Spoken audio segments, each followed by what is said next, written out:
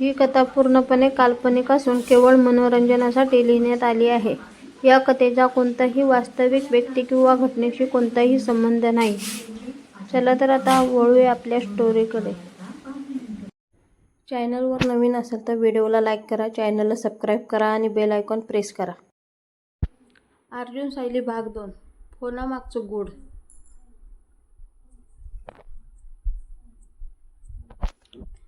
अर्जुनच्या मोबाईलच्या स्क्रीनवर आलेलं नाव पाहताच त्याच्या चेहऱ्याचा रंग उडाला.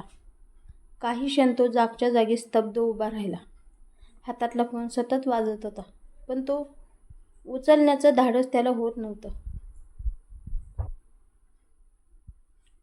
सायली मात्र त्याच्याकडे बारकाईने पाहत होती. तिच्या मनात पहिल्यांदाच एक अनामिक भीती निर्माण झाली.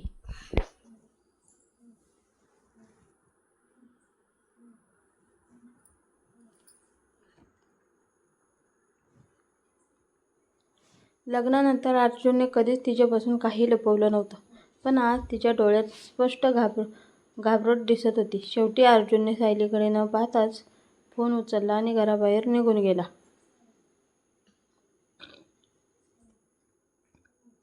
त्याचा आवाज खूपच मंद होता. तो फक्त एवढंच म्हणाला, "मी सांगितलं होतं ना, मला पुन्हा फोन करू नका. मी नंतर बोलतो." एवढं बोलून त्याने फोन कट केला. घरात परतल्यावर त्याने चेहऱ्यावर जबरदस्तीचं हसू आणलं. "सायली, चल, आज आपण बाहेर जाऊया. तुला आवडणारी जिलेबी आणि कचोरी खाऊ." पण सायलीचं मन मात्र कुठेतरी हरवलेलं होतं. ती हलकंसं हसली, पण तिच्या मनात एकच प्रश्न घुमत होता.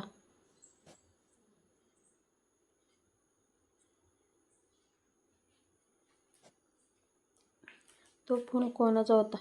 तरीही त्याने स्वतःला सावरलं. नव्या संसाराची सुरुवात अविश्वासाने व्हायला नको, असं तिला वाटलं. तिने स्वतःला समजावलं की अर्जुन योग्य वेळ आल्यावर सगळं सांगेल.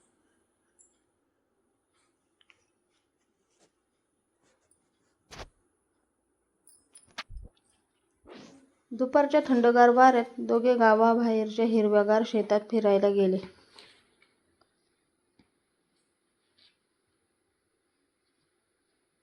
आकाशात ढगांची हलकी गर्दी होती. मंद वारा सायलीच्या केसांशी खेळत होता. तिच्या चेहऱ्यावर पडलेली एक बट अर्जुनने अलगद कानामागे सारली. तो हसत म्हणाला, "तू अशी हसत राहिली ना, तर मला दुसरं काहीच नको."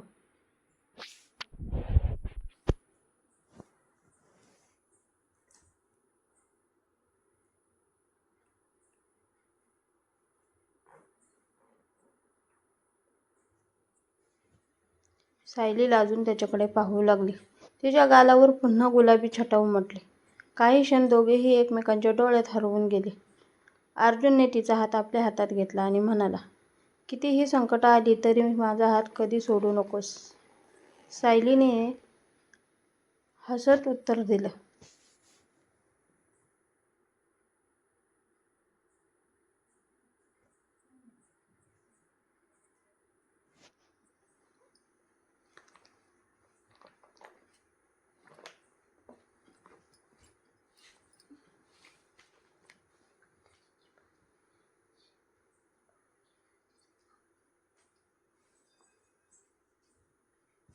"तुमचा हात सोडायचा विचारही मी कधी करणार नाही."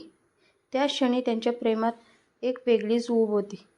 संध्याकाळी घरी परतल्यावर सायली स्वयंपाकघरात जेवण बनवत होती. अर्जुन तिच्याकडे पाहत शांत बसला होता. अचानक पुन्हा एकदा त्याच्या मोबाईलची रिंग वाजली.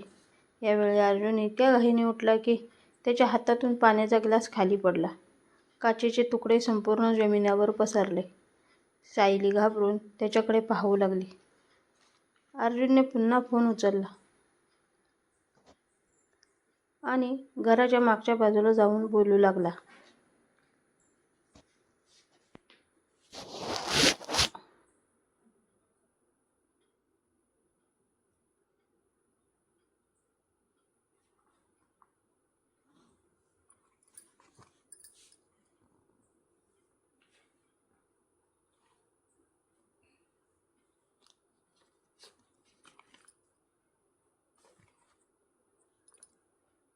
सायलीच्या मनातील शंका आता आणखी वाढली होती. ती नकळत खिडकीजवळ जाऊन उभी राहिली. तिला अर्जुनचं पूर्ण बोलणं ऐकू आलं नाही, पण त्याच्या तोंडून एक वाक्य स्पष्ट ऐकू आलं. कृपया सायलीला याबद्दल काहीच कळू देऊ नकोस. हे शब्द ऐकताच सायलीच्या पायाखालची जमीनच सरकली. अर्जुन कोणतं रहस्य लपवत होता आणि ते रहस्य त्याच्या प्रेमाला कायमचं बदलून टाकणार होतं का?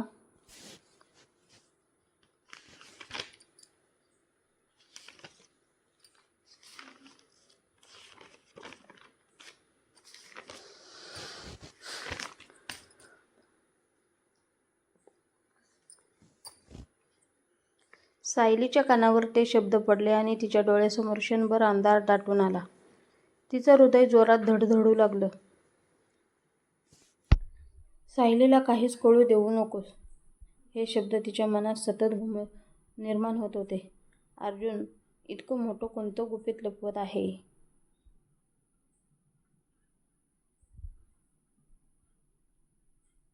लग्नाच्या 3 महिन्यात ज्याच्यावर तिने जीवापाड विश्वास ठेवला होता, तोच आज तिच्यापासून काहीतरी लपवत होता. तरीही तिने स्वतःला सावरलं. कोणताही निर्णय घाईत घ्यायचा नाही, हे तिने मनाशी ठरवलं.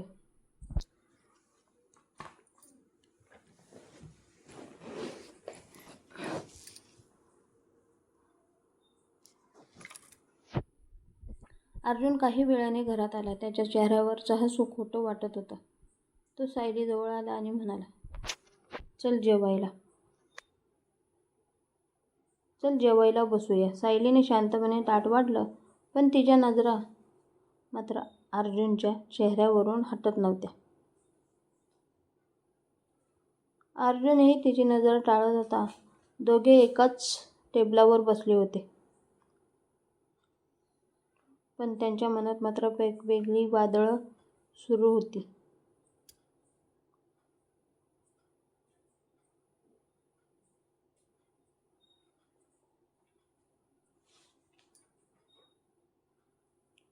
रात्री झोपायची वेळ झाली. बाहेर पावसाच्या हलक्या सरी सुरू झाल्या होत्या. सायली खिडकीत उभी राहून पावसाकडे पाहत होती. अर्जुन तिच्या मागून आला आणि हळूच म्हणाला, तिच्या खांद्यावर हात ठेवला. काय झालं? आज तू खूप शांत आहेस, तो प्रेमाने म्हणाला. सायलीने हलकंसं हसू दिलं, पण तिच्या डोळ्यातील प्रश्न अजूनही तसेच होते.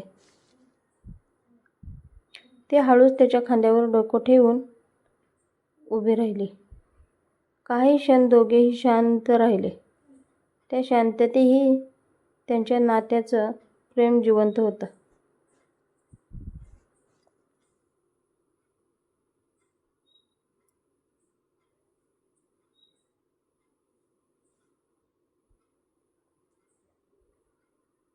पण त्याच प्रेमावर आता शंकेची सावली पडू लागली होती. इतक्यात पुन्हा अर्जुनचा मोबाईल वाजला. त्याने स्क्रीनकडे पाहिलं आणि यावेळी त्याच्या चेहऱ्यावर भीती आणखी स्पष्ट दिसू लागली.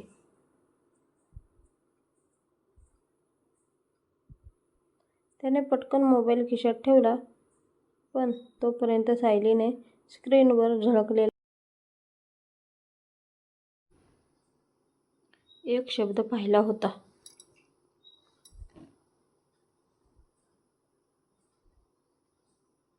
राधा. सायलीच्या मनात हजारो प्रश्न उभे राहिले.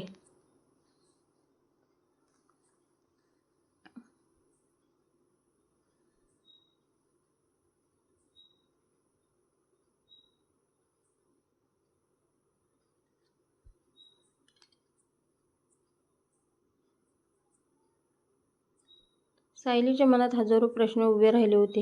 ही राधा कोण होती आणि अर्जुनचा तिच्याशी नेमका काय संबंध होता? रात्री सायलीला डोळ्याला डोळा लागेना. अर्जुन तिच्या शेजारी शांत झोपल्यासारखा दिसत होता, पण त्यालाही झोप लागली नव्हती. दोघेही एकाच पलंगावर होते, मात्र त्यांच्या मनात वेगवेगळे वादळ घोंघावत होते. सायलीने अर्धवट डोळे उघडले.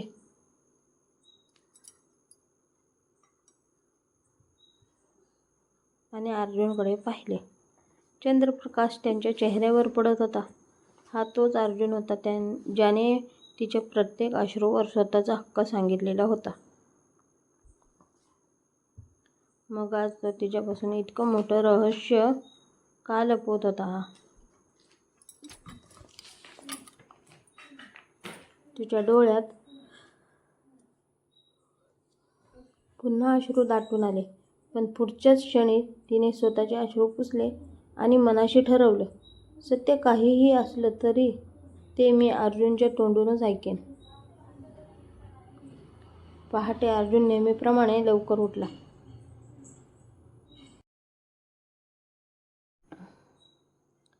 सायली अजून झोपली आहे असं समजून तो हळूच तयार झाला. मोबाईल खिशात ठेवला आणि कोणालाही न सांगता घराबाहेर निघून गेला. पण सायली जागीच होती. तिने खिडकीतून अर्जुनला बाहेर जाताना पाहिलं. तिचं मन तिला शांत बसू देत नव्हतं. काही क्षणांनी तिने ही ओढणी डोक्यावर घेतली आणि हळूच त्याच्या मागे निघाली. तिच्या मनात भीती होती, पण त्याहून मोठी होतं सत्य जाणून घेण्याची इच्छा.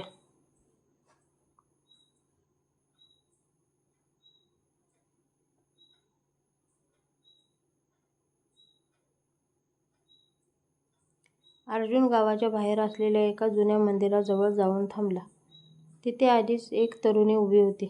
तिच्या चेहऱ्यावर काळजी स्पष्ट दिसत होती. सायली दूर एका झाडामागे लपून सगळं पाहत होती. अर्जुन त्या मुलीशी शांतपणे बोलत होता. काही वेळाने त्याने तिच्या हातात एक लिफाफा दिला. त्या मुलीच्या डोळ्यात पाणी आलं आणि तिने हात जोडून अर्जुनचे आभार मानले. हे दृश्य पाहून सायलीच्या मनात शंकेचं वादळ आणखी वेगाने घोंघावू लागलं. हीच राधा आहे का? आणि अर्जुन तिला पैसे का देतोय?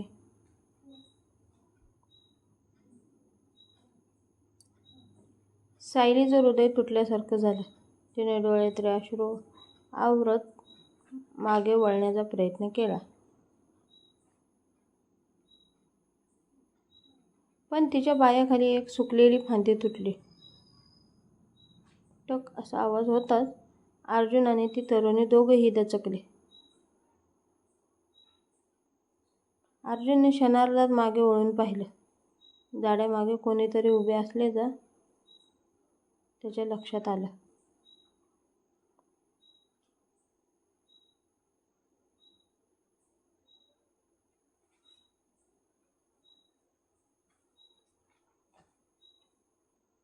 तो चेहरा सायलीचा होता का? की तिथे आणखी कोणी होतं? झाडामागून आवाज येताच अर्जुनने घाईघाईने मागे वळून पाहिलं. त्याच्या चेहऱ्यावरची चिंता क्षणात वाढली. काही क्षणांसाठी त्याचा श्वासाचा वेग वाढला. सायलीने स्वतःला झाडामागे लपवण्याचा प्रयत्न केला, पण तिच्या डोळ्यातून वाहणारे अश्रू थांबतच नव्हते.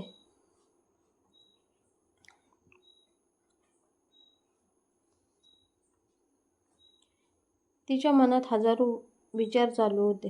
जर अर्जुन खरंच माझ्याशी प्रामाणिक असेल तर तो या मुलीला लपवून का भेटतोय? हा प्रश्न तिच्या मनाला सतत टोचत होता.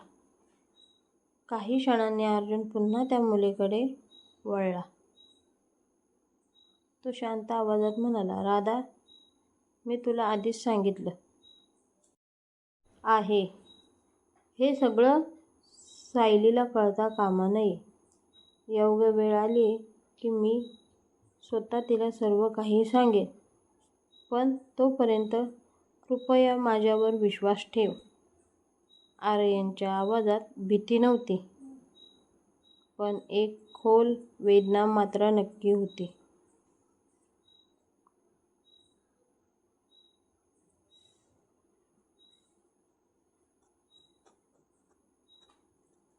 राधाच्या डोळ्यातही अश्रू तरळले. ते हळू आवाजात म्हणाले, दादा, मला वहिनींना फसवायचं नाही. त्या खूप चांगल्या आहेत. उद्या त्यांना दुसरीकडून काही समजलं तर त्यांचा तुमच्यावरचा विश्वास कायमचा तुटेल. हे ऐकताच अर्जुन काही क्षण शांत राहिला. त्याने आकाशाकडे पाहिलं आणि एक खोल श्वास घेतला. माझ्याकडे दुसरा कोणताच मार्ग नाही. राधा, मी जे करतोय ते फक्त माझ्या कुटुंबासाठी आणि सायलीच्या आनंदासाठी करतोय. त्यांच्या डोळ्यातही पाणी आलं. त्या क्षणी तो स्वतःची एक मोठी लढाई लढत असल्यासारखा दिसत होता. झाडामागे उभी असलेली सायली हे सगळं ऐकत होती. दादा हा शब्द तिच्या कानावर पडला आणि ती काही क्षण गोंधळूनच गेली. तिच्या मनात निर्माण झालेली शंका थोडी कमी झाली. पण प्रश्न अजूनही संपले नव्हते.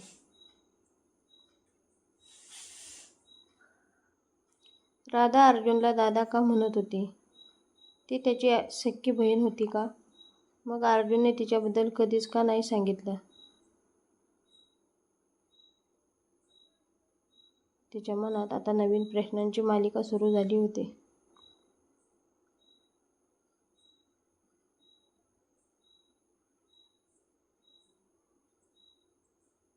इतक्यात अर्जुनने खिशातून एक जुनं छायाचित्र काढलं.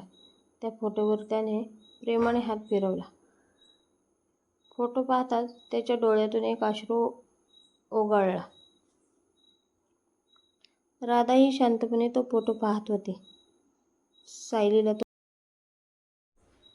फोटो स्पष्ट दिसत नव्हता, पण त्या फोटोमुळे अर्जुनच्या मनात कोणती तरी जुनी खोल जखम पुन्हा जागी झाली होती.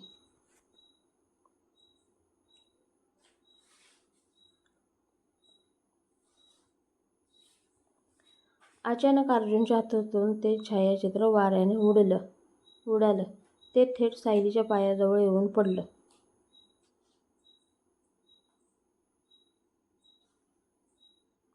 सायलीने थरथरत्या हाताने तो फोटो उचलला.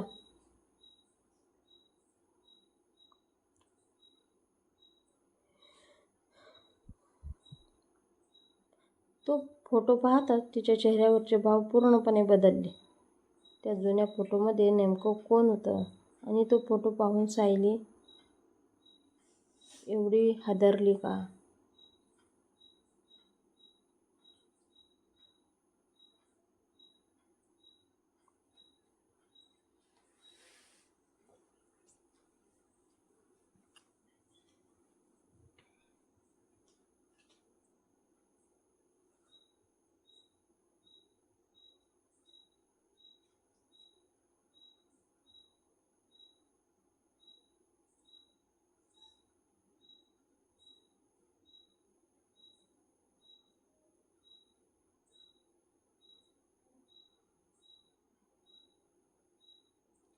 कथा आवडली असेल तर लाईक, कमेंट, शेअर आणि सबस्क्राईब करायला विसरू नका.